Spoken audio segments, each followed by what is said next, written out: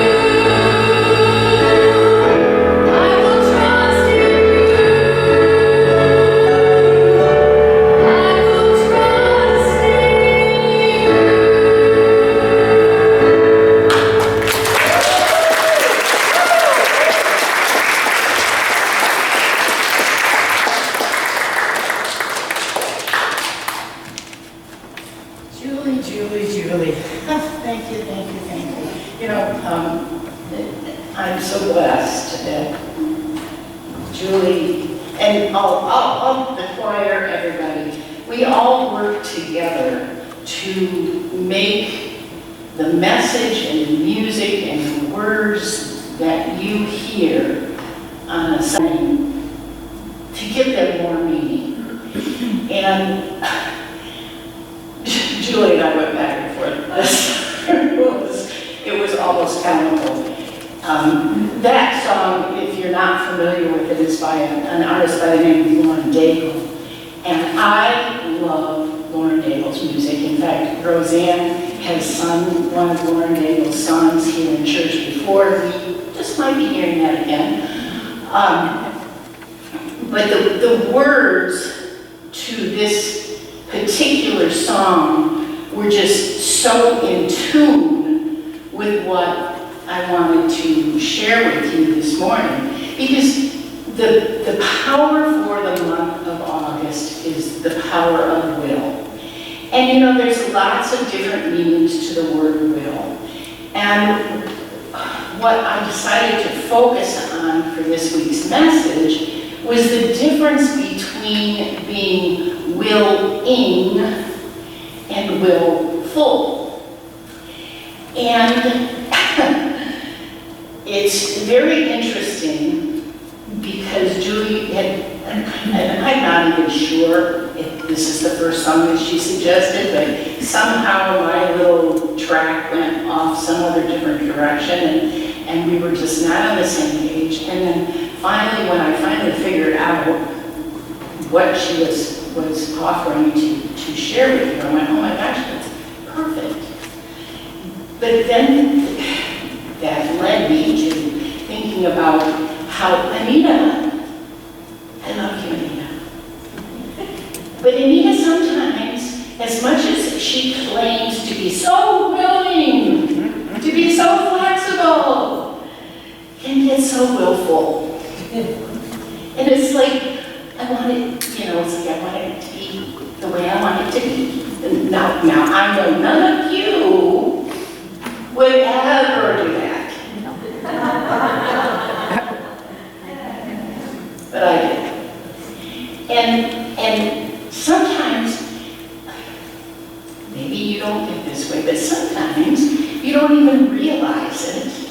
I don't realize how willful I'm being when I think I'm being all this flexibility.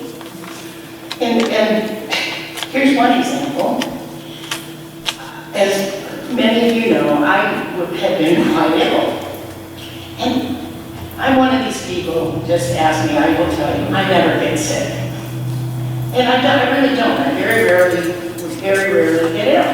And when I do, it lasts for, you know, a couple of days. Maybe I crawl in bed and pull the covers up over my head and drink hot tea and lemon and maybe a little shot of whiskey. But, so, that's the way it's supposed to be, right? So, I wasn't feeling well, crawled in bed, slept 10, 12, 15 hours, 18 hours. Got up the next day thinking I should be better. I wasn't. Crawled back in bed. This went on, and after 3 days I was like, okay, I'm good. So I get up, I get showered, get cleaned up, I'm like, and I go and I sit on the couch, and next thing you know, I'm going,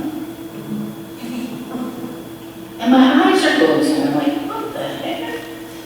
And I feel the fever spiking again. And so I said, okay, I'm going back to bed. Now, at this point in time, nobody at church knew that I was feeling bad. No, I'm fine. When it hit me the second time, a little voice in my head said, excuse me, aren't you the one that says how helpful prayers are? Aren't you the one that says, if you need me to pray for you, I'd be more than happy to do that. You know, there's power in prayer. And of course, I had been doing all of the meditations and the self-work and all the stuff that I could do for me.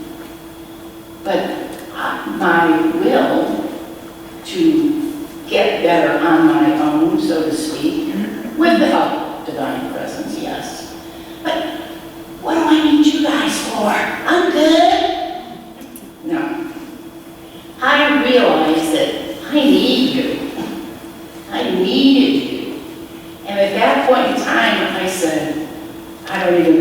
I don't even, my mind was so muddled by then. I don't even know who I asked, but I said, I need prayers, and I need them now. And there was a change in me, in that I went from that willfulness of wanting to make things work the way I wanted them to work, the way they were supposed to work. I went from being willful to being willing, to saying, I can't do this. I don't know what's going on here. This isn't what I'm used to, but I need help. And I was still sick for several more days, but I didn't fight it. I didn't push against it. I allowed that presence and power that can do all things that Anita can't do to work through me. And it didn't happen in my time frame. Ever notice that? Interesting. It didn't happen in my time frame, but it happened in the right and perfect time frame. And that's, you know, I think that's why we come here. We come here because life isn't always the way it's supposed to be. It isn't always easy. We don't always get the mountain we ask to be moved. Doesn't always get moved. The water that we want to be parted just stays there in this big, beautiful, blue, watery blob. It doesn't part. Things don't happen in the way and the time frame that we always want. And when those things happen, when the healing doesn't come as quickly as it's supposed to, when the funds are not as prevalent as you expected them to be, when the weather that was supposed to be beautiful for this fabulous event you had planned turns to be cold and rainy, when the mountain doesn't get moved, the water doesn't get parted, then what do? And it's not a test, boys and girls. It's not a test. It's a choice. It's an opportunity. Over the years, I have gone from having all kinds of problems. Anybody ever had a problem or two? I have gone from having all kinds of problems to changing my mind and deciding that, you know what? Those aren't problems. Those are challenges. Those are things that I can look at and say, okay, Anita, you don't need to do it on your own, A. You can ask for help. And there is a presence and power living in, through, as you, and all around you that can do all things. And when I lean into that power, things can happen for me that I had no idea how perfectly wonderful they would be. But until we change our mindset and no longer look at problems and start looking at them as challenges, do we get more of? Problems? Yes. Challenges? Yes. So I decided to make a new change. And my new change is that they are no longer problems or even challenges. They are opportunities. They are opportunities for me to learn and grow.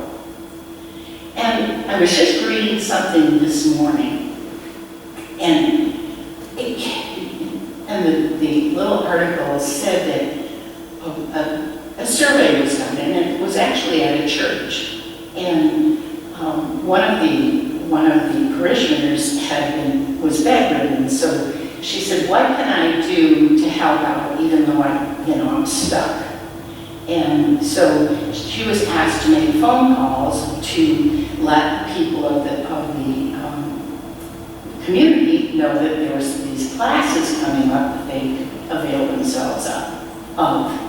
And so she's making these phone calls, and at the end of it, what she reported back to the minister was how many people said to her, "Oh, I don't take classes. I know everything pretty much there is to know." There's a few. I honestly don't think that there's a lot in this room with that attitude, but boy, there's a lot of people out there with that attitude. Well, why would I take classes? I mean, I haven't read a book since high school, as I probably thumped my chest. No, I personally have always considered myself a lifelong learner. I mean, this is just something that, when I was in elementary school and it was summertime, what was my favorite thing to do? Play school. But I got to be a teacher. And so we do these things to ourselves by limiting ourselves. And I think a big reason why we come here every week is because there is a part of us that knows that those limits that we're placing on ourselves they're not real. They're not real. I mean, now I'm not saying that you're going to jump off a building and fly like Superman. Come on, okay.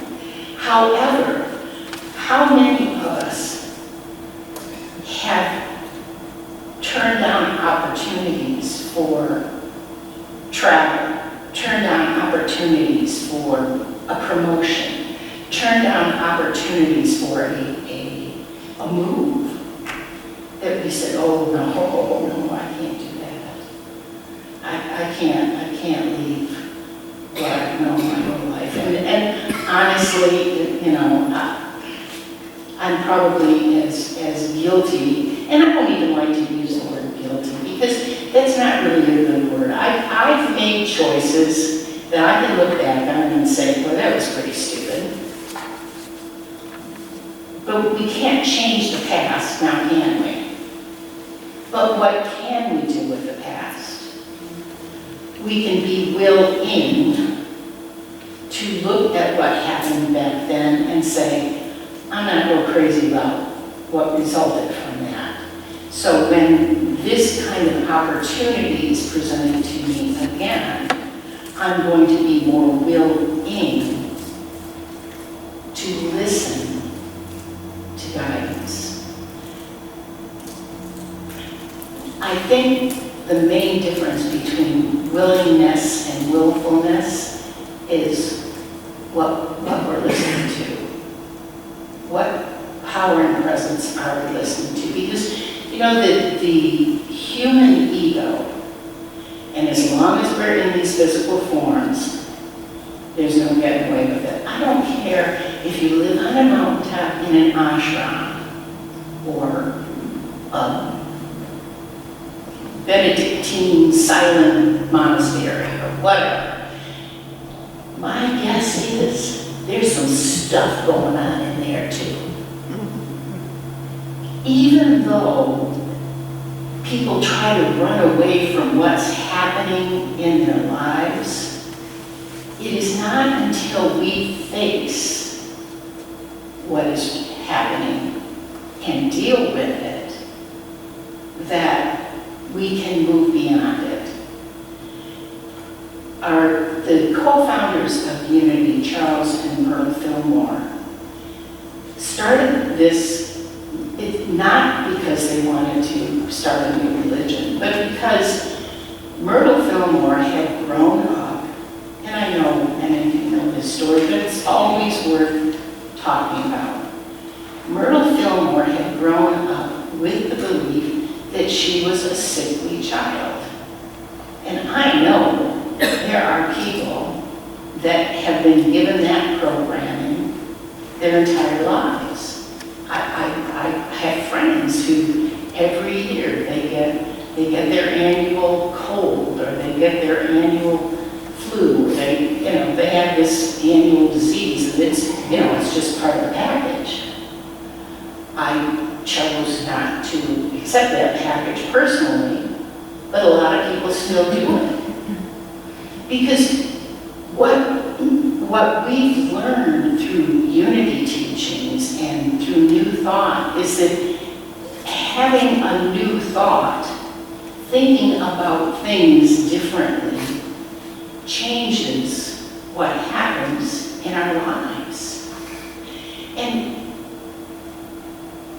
all change begins with our minds, and our minds work in conjunction with our hearts. We are not just mental beings. We are not just spiritual beings, not in this form. We are human beings, we are spiritual beings, and we're having a very human experience. And the more that we can be willing to align our experience with what divine will has for us. And do you know what divine will has for us? I don't know specifically, but I can tell you this for darn sure. It's good. It is the best possible outcome from what can be the worst possible situation. And to me, that's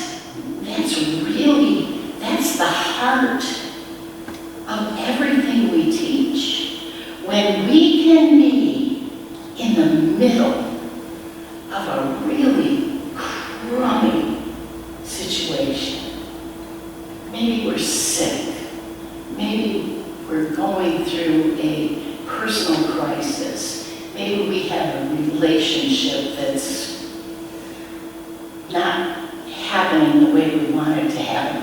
Whatever it is, when we can be in the middle of that, and then go to that space within, go to that space where our heads and our hearts come together, and allow that presence and power that we know that there is no doubt that presence and power is good, and only good is love, and only love. And we know that that presence and power can take this really crummy, awful situation and make something good come from it.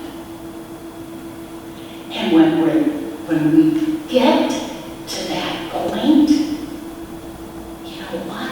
It doesn't matter what happens out there, because stuff is gonna happen. It happens. You know, you're driving down the road, it's a beautiful sunny day, and somebody decides to look at their phone instead of looking at the stoplight, and they run the stoplight and whatever. I mean, stuff happens. And it's not what happens, not to react, not to go back to the same thing we did when we were 10 or 3 and lay on the floor and have a fit. We can make an adult choice as remembering that we are spiritual beings, remembering that we have access to a presence and power that is capable of anything, capable of what we haven't even thought of. But we have access to that, and if we are willing, open, and available to allowing that presence and power to do for us what we cannot do for ourselves, then we can relax and know that all things are working together for our highest good. That's the whole deal, folks. That is the whole deal. I mean, I used to think that being willing was being an effective problem solver, being able to look at something honestly and say, okay, I know there's an answer here, I know I can find it, and I will. And sometimes, as effective as we are, and as positive-minded as we are, nothing seems to work. I mean, honestly, that's how I felt when I was sick this week. I was like, what the heck is the deal? I have been sick for 5 days. I am never sick. Remember that? Remember that? We don't get this body doesn't get, I mean, a little cold here and there, but a couple of days, I'm good. What is this 5-day thing? How come you haven't fixed me? How come I haven't been able to fix me? And sometimes we have to be willing to just let go. And know it's going to take as long as it's going to take. What's going to happen is going to happen. And it doesn't matter. You know, and there was a tiny little moment in there when I thought, gee, I don't think it's time for me to be saying bye-bye to this plane of existence. But I suppose they miss me. But it wasn't. But I was still, I mean, I guess I was to the point, I have gotten to the point in my life that when the time comes, the time comes. And my personal life hasn't exactly been a bed of roses. I mean, I was 11 years old when I lost my mom. And then my dad couldn't deal with having 2 preteens. So we had the opportunity to spend a summer with my grandmother, who was an avid Christian Scientist. Every day we got to read Mary Baker Eddy in the Bible. Anita was a very rebellious child at that point in time. And by the time summer was over, Grandma looked at me and looked at my sister and looked at my dad and said, well, the deal was Grandma was going to come and live with us, and we were going to get to stay at our home and our school. But at the end of the summer, Grandma said, well, if it was just Nancy. But that Anita, I'm not doing it. So she said no, and we got sent away. We got sent to my aunt and uncle's house and got to live in Ferndale for 2 years. No more friends.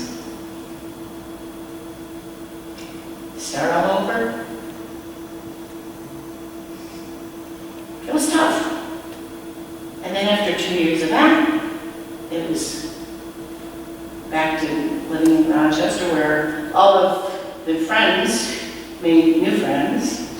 I was like, and even though I'd known these kids since I was in kindergarten, they all had new friends, and they really didn't even hardly remember me. So I was starting all over there too. And I got married too young. I got married to an abusive man. I lost a baby. I lost a little girl, 3 years old. And anyone who's ever lost a child, whether they were 1 minute or 1 year or 10, 20, or 50, know that that's not supposed to happen. But you know what? There's a presence and power that takes all those things,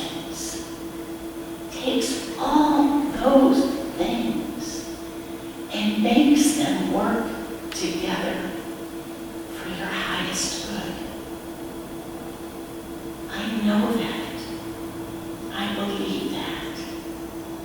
I've seen it in my own life.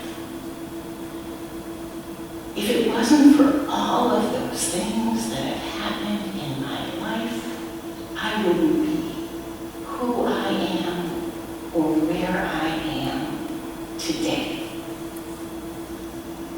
And as much as we might want to make the tough stuff go away,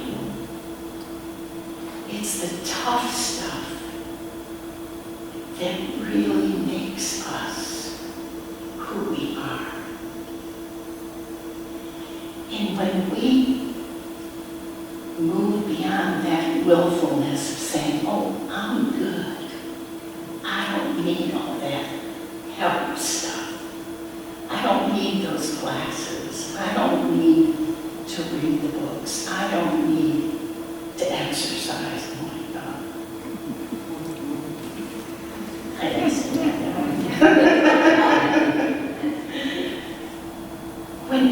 When we get past the willfulness and start listening to our bodies, listening to our spirit, listening to the nudges. You know the reason why I'm standing here as a licensed unity minister today is because Spirit just would not stop.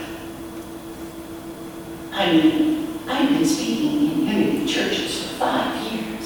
I was doing just fine, thank you very much. And I wasn't exactly a teenager, or even close to it. And people kept saying, well, you know, I'm so glad that we have a great unity minister like you. And I go, oh, no, I'm not a unity minister. No, not me. Well, why not? Well, you know, it requires 4 years of school. 4 years! Do you know how old I am? Well, I'm not telling you, but it ain't 20-something. But Spirit kept saying, listen to me, Anita. Listen to me. It doesn't matter how old you are. It doesn't matter how long it takes. None of that makes any difference. This is what you're meant to do. And finally, after nudge after nudge after nudge after nudge after nudge after nudge after nudge, I enrolled in ministerial school. And doggone it, now I'm done. and it just went by in an amazingly short period of time. And it was one of the most delightful experiences of my life. I've met some wonderful people from all over the country. I am able to stand up before you as your licensed unity minister for Unity East, and I am so grateful, grateful, grateful for that. And it is my intention to see this church absolutely filled with people that are growing and learning and blessing not only their own lives, but the lives of others. I'm looking at a church that the outside has been have a labyrinth where our landscaping is just so lush and beautiful. People drive by and go, what in the world is going on at that little round church? And all of that, I see it, I feel it, I know it. And that's why I'm here. Because there's not, I love all you people. And I see all the growth, all the love, all the power and the presence that each one of you generate in your own lives and the lives of people you are touching now. And they're being drawn to you. And they're being drawn to you and they're going to say, what have you been doing? And you're going to say, well, there's this little church. And that's when Wade read the word today, I love the fact that he took the time to tell us, to remind us that this isn't just written for some nebulous something out there. This is written for us. And this is written to remind us that peace, love, hope begins with each person and inspires others as it spreads, uniting all the world's people to live and thrive in harmony and cooperation. We are willing. We are willing, right? Can we say that together? I am willing. And because we are willing, it is happening.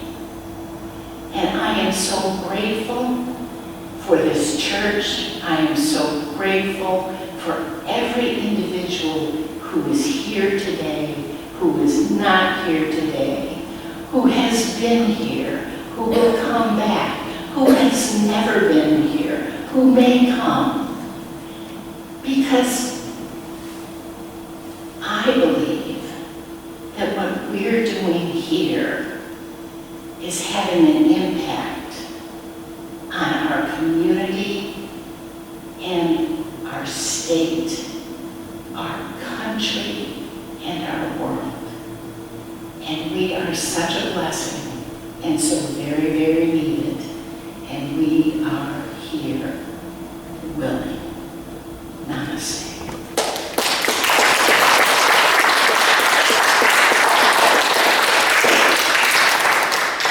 Now what I'd like you to do is, whatever you took from that, because different people are going to find a different message that is very, very personal to them in what they heard today. So let's take whatever that message was, what you needed to hear today, what you're going to take with you into your life, what you're going to put to use, what you're going to spend time in meditation, communing with that power and presence that's living in and through you and all around you. And it's all that power and presence that is there to guide you to exactly what it is you need, what you need to do, what you need to have, what you need to give to yourself and to others. So take that with you into that quiet, personal, blessed, holy space where you can feel so very, very strongly that loving power and presence. And from that space, you can